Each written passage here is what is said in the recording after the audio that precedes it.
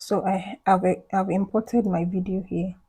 So let me add this picture too, because I want to do some animation with it. So once you've imported all what you want, so for this particular one, I want that from the beginning the video should be very far, and then as video keeps playing, it should be visible and disappear again. Then my image should come up. So from the beginning, you click on the video, and then you come to here where they wrote position and size. You can see scale. So I'll scale it down.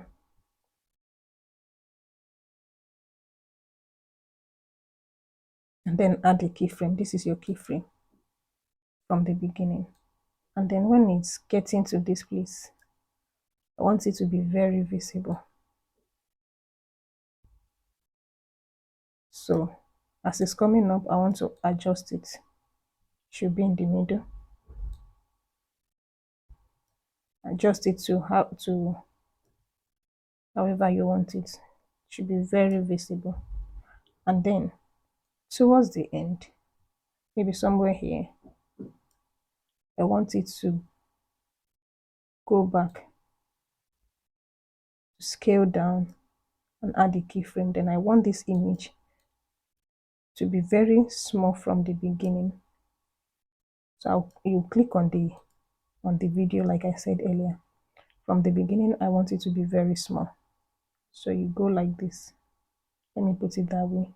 You add your keyframe, and then towards the end should be very visible. So I'm going to add. So you scale it up and add your keyframe. So let's test what we've done so far. Okay.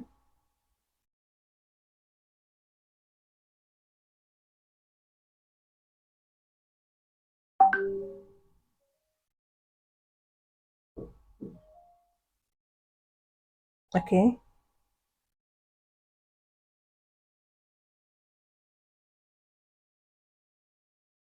So this is how to use keyframe in CapCut. Thanks for watching. Bye for now.